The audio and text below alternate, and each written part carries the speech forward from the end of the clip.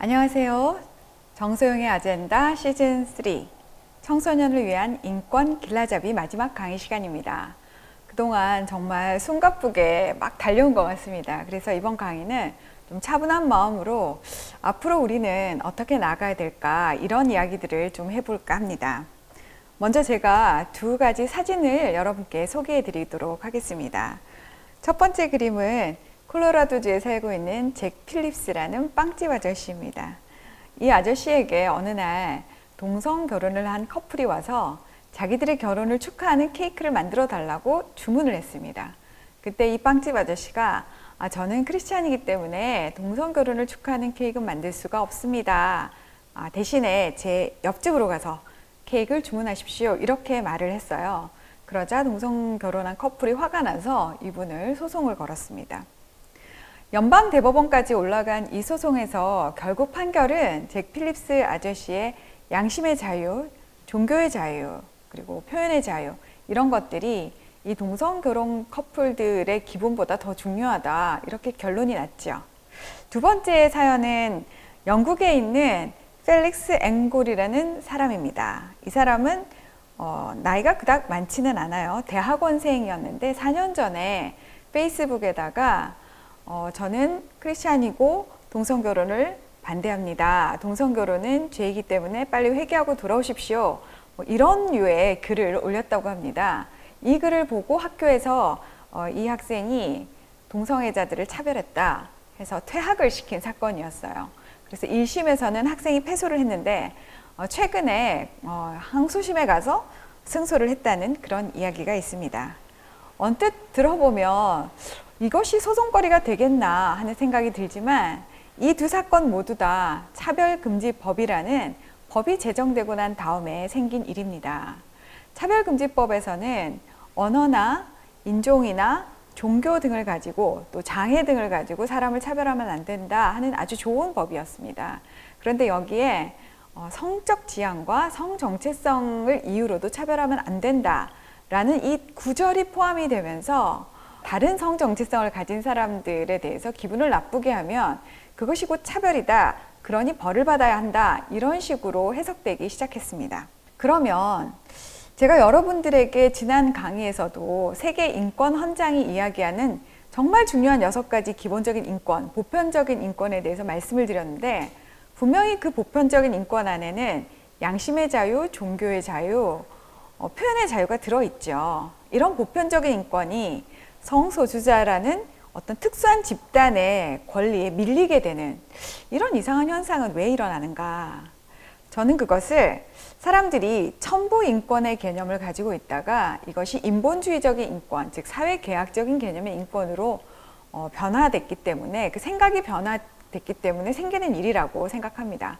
원래 첨부 인권에서는 하나님이 정해주신 그 자연법의 테두리 안에서 그리고 하나님이 정해주신 도덕의 기준 안에서 인권을 주장을 해왔었는데요. 이제 이것이 인본주의 인권으로 가면서 하나님은 없다 치고 사람들끼리 계약적으로 약속으로 우리 이러이러한 것을 인권으로 하다 보니까 이 인권의 근거가 흔들리게 된 것이죠. 그런데 이런 현상은 왜 일어났을까요? 한 2가지 정도로 저는 줄여서 여러분들에게 설명을 드리려고 하는데요. 그 첫 번째가 세계관이 변했다는 것이고 두 번째가 이 특수한 인권들이 주로 서구 사회에서 일어나고 있는 문제거든요.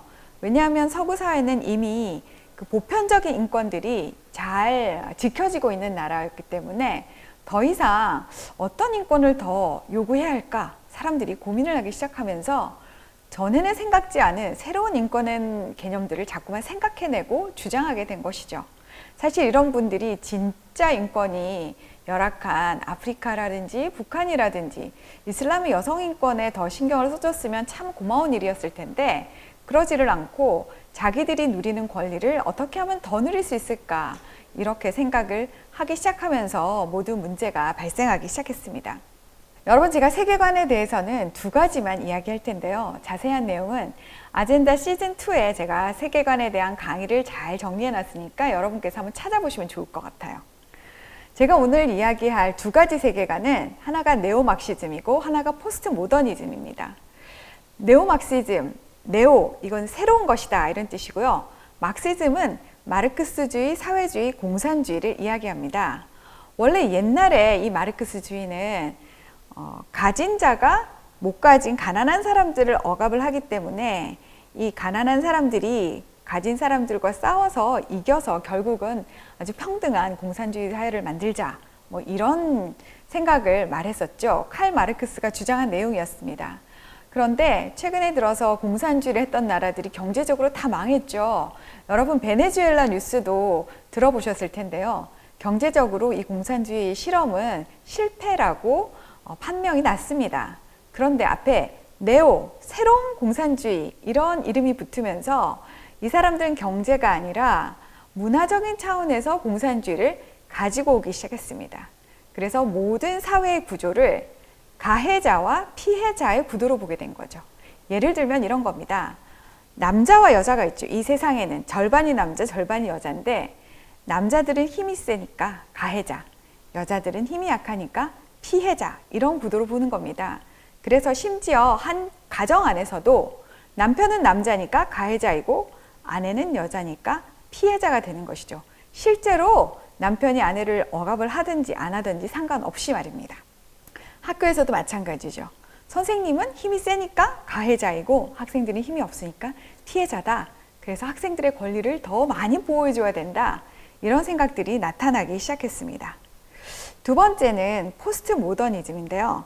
이 포스트 모더니즘의 특징은 아무것도 객관적인 사실은 없다. 그리고 절대적인 도덕은 없다입니다. 여러분, 남자와 여자는 생물학적으로 완전히 구별되는 생명체입니다. 그런데 이 포스트 모더니즘을 주장하시는 분들은 그런 거 별 상관없어. 오늘 내 기분이 남자로 느껴지면 남자, 여자로 느껴지면 여자다. 우리가 선택할 수 있다. 이런 생각을 가지게 되었습니다. 그래서 트랜스젠더라는 그런 개념이 생기게 된 것이죠. 두 번째, 도덕이 없다라고 했는데요. 옛날에는 이러한 것들은 올바른 것이고 도덕적인 것이야 하고 정해진 게 있었습니다. 그런데 포스트 모더니즘 시대에 오면서 그런 것이 어딨냐, 도덕 따위는 없다 라고 사람들이 주장을 하게 되었죠. 여러분, 만약 어떤 어른이 옷을 거의 다 벗고 팬티만 입고 대낮에 서울시청 광장을 돌아다닌다고 생각해 보세요. 그것을 도덕적이라고 할 수 있을까요? 아마 사람들이 징그러 하고 못 보거나 저 사람 왜 저럴까, 이상하다 라는 생각을 갖게 되겠죠. 심지어 우리나라에서는 경찰이 와서 아마 잡아갈 겁니다. 경범죄로. 우리나라의 질서와 도덕을 무시한 사람이기 때문이죠. 그런데 해마다 열리는 퀴어 축제를 보면은 거기서는 많은 어른들이 옷을 거의 다 벗은 상태로 막 춤을 추고 돌아다녀도 아무도 그것을 비도덕적이라고 말하면 안 됩니다. 그렇게 말하는 순간 그 사람은 동성애 혐오자가 되고 호모포비아로 지탄을 받게 되죠. 사람이 양심이 없고 수치를 모르게 되는 것, 도덕이 없어지는 것, 이것이 결코 좋은 방향일까? 약간 의문이 듭니다. 근데 어쨌든 요즘 세상은 도덕이 없기 때문에 여러분, 정치적 올바름이란 이야기 들어보셨나요? 도덕적인 건 안 지켜도 되지만 사회계약적으로, 정치적으로 서로 기분 나쁘지 않게 해야 되지 않겠어? 그런 것이 올바른 것이야 라고 말하는 것이 바로 정치적 올바름입니다.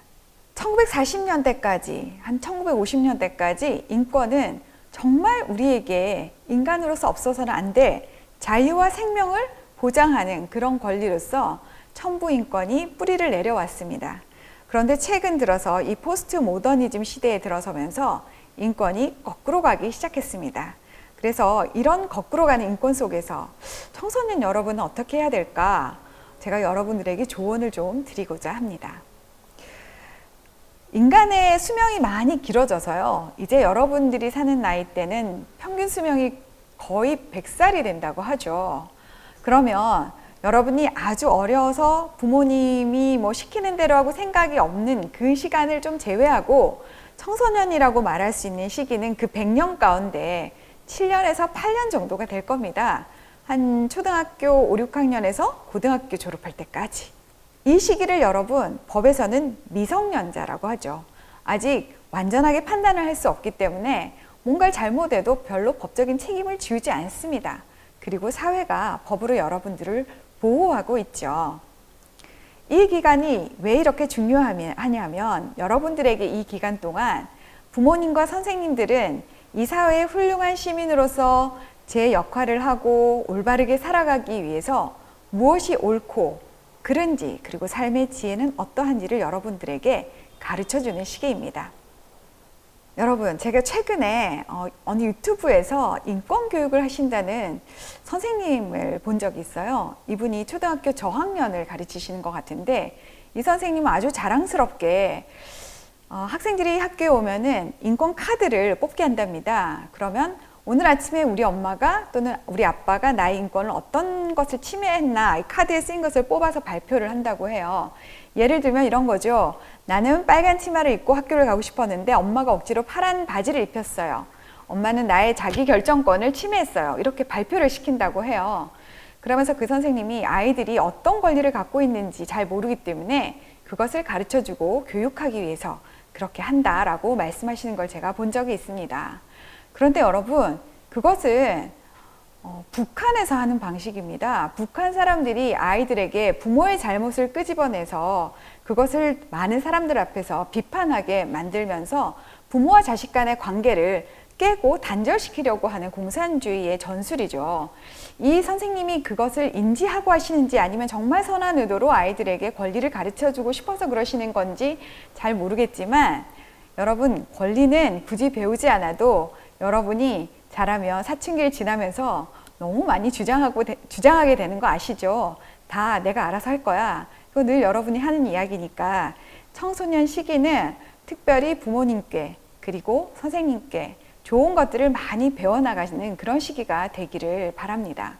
인권교육의 목적이 뭘까요? 인권교육은 인간을 더욱 인간답게 정말 원시인처럼 야만적으로 막 살지 않고 문명화된 시대에 문명인으로서 살도록 만드는 것이 바로 인권교육의 목적입니다.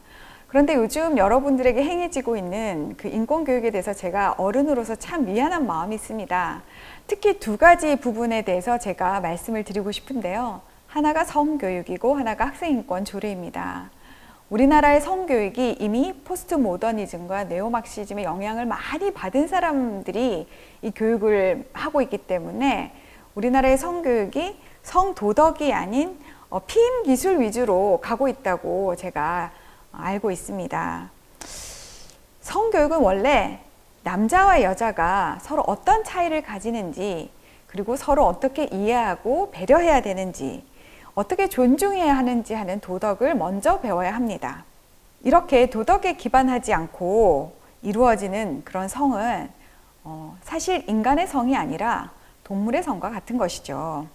인간의 성생활은 한 남자와 한 여자가 결혼을 해서 그 안에서 서로 사랑하고 아기를 낳기 위한 것입니다. 결혼 테두리를 벗어나는 그런 성생활을 하게 되면은 그 성생활을 하는 남자와 여자도 문제지만 거기서 태어나는 제3자 아이가 낙태를 통해서 죽게 되거나 버려지게 되는 너무나 무책임하고 사회적으로 부도덕한 결과를 갖게 됩니다. 그래서 여러분들께서는 이 청소년기에 그런 쪽에 관심을 가지기보다는 오히려 친구들과 우정을 더욱 돈독하게 쌓고 서로 다른 사람들을 어떻게 배려하고 그 사람의 바운더리를 침범하지 않을 것인가를 배운 것이 더 중요하다고 생각합니다. 두 번째는 학생인권 조례입니다. 제가 서울시 학생인권 조례의 내용을 쭉 보면서 느낀 점은 학생들의 그 개성을 발휘할 수 있는 권리, 그리고 학생들의 여러 가지 다른 자율권을 굉장히 강화시켜 놓은 반면에 선생님들이 학생들을 지도할 수 있는 그런 방법이나 그런 권위를 굉장히 많이 줄여 놓았습니다. 그러면 학생들이 어떤 잘못을 해도 선생님들이 야단을 칠 수가 없죠. 오히려 야단을 치다가 학생의 인권을 침해하는 나쁜 선생님으로 찍힐 염려가 많기 때문에 선생님들이 점점 학생들과 멀어지게 됩니다. 책임지고 싶지 않기 때문이죠. 그렇게 되면 결국 누가 손해를 보는 것이겠습니까? 올바른 교육을 받아야 할 학생들이 스승으로부터 올바른 교육을 받지 못하기 때문에 학생들이 손해를 보게 되는 것이죠.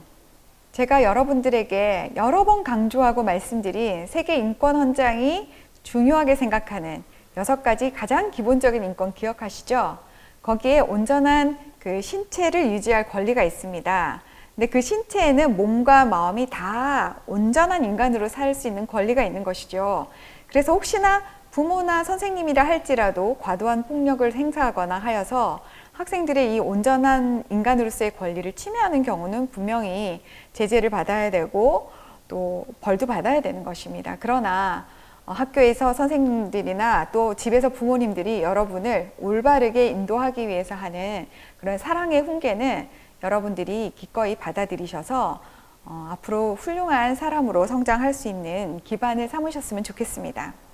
우리가 지금 거꾸로 된 인권의 시대를 살고 있습니다. 여러분 이제 인권 공부를 통해서 올바른 인권이 무엇인지 아시게 되셨다면 이제 그 거꾸로 된 방향을 돌려야 되지 않겠습니까? 천부 인권을 바탕으로 한 보편적인 인권, 그리고 자연의 질서와 법칙에 부합하는 인권, 도덕에 기반한 그런 인권을 우리가 추구해 나가야 할 것입니다. 청소년 여러분, 여러분이 바로 대한민국의 희망인 거 아시죠? 대한민국이 지금 한반도라는 조그만 섬처럼 갇힌 나라이지만 우리에게는 자유통일이란 원대한 꿈이 있습니다. 지금 북한에서 신음하고 있는 우리의 동포들, 여러분 기억하시고 이 올바른 인권이 북한 사회에도 선포되고 북한 사람들도 그 자유와 인권을 누릴 수 있도록 여러분들 열심히 공부하시고 실력을 쌓으셔서 꼭 통일을 이루시는 주인공이 되시기를 바랍니다. 여러분 손에 대한민국을 부탁합니다. 감사합니다.